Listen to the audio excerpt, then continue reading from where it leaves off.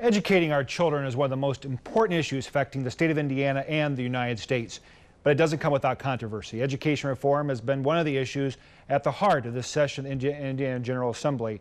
And one of the main architects in this reform agenda is Dr. Tony Bennett. I had an opportunity to sit down with him recently.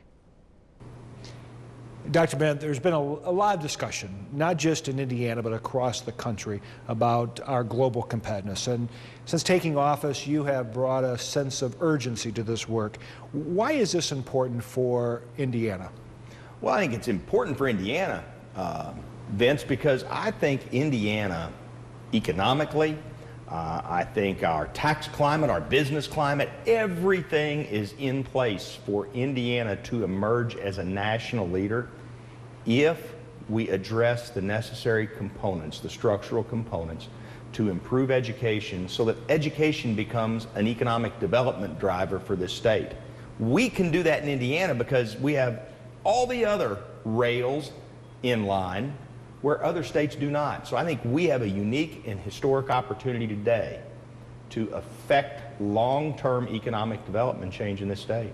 And you talk about economic development, and for people in communities, obviously they're very interested in that economic growth, how critical it is. So what is that connection between educational outcomes and success of schools and economic growth of local communities? Well, I think I know Vince Bertram well enough to be able to draw this analogy.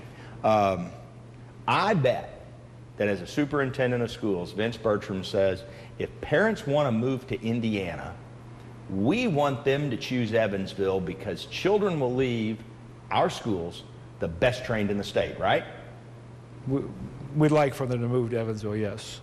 So from a state perspective, we want businesses to say, if we're going to relocate to a state that has all the components necessary for success, let's choose Indiana because Indiana has a great tax climate, great economic development drivers, and number one, we know how to develop a well-trained workforce to really drive the economy of the 21st century. So really what you do at the local level is really what we want to do at the state level to take really Indiana ahead of all the other states as we go out and compete nationally and internationally for jobs.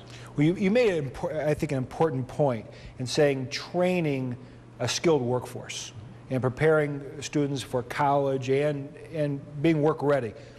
There's evidence across the country under No Child Left Behind that when we started making national comparisons through various metrics, namely NAEP and other assessments, we saw some states NAEP performance go down, yet their performance under federal accountability went up.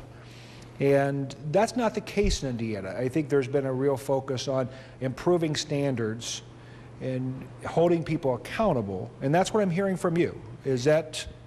Vince, that is, it's very astute that we make that point to the citizens of our state. Indiana is not for watering down standards or accountability measures.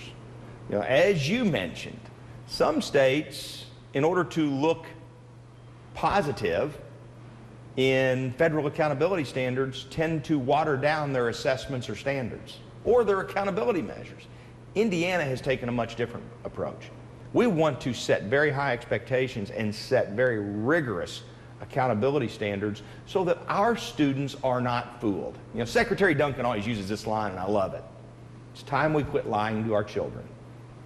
And you know what? If we're going to water down standards, if we're going to water down results and say kids are doing better than they really are, we're really lying to our children, we're lying to our children's parents, and most of all, we're lying to our state about how college and career ready our children are.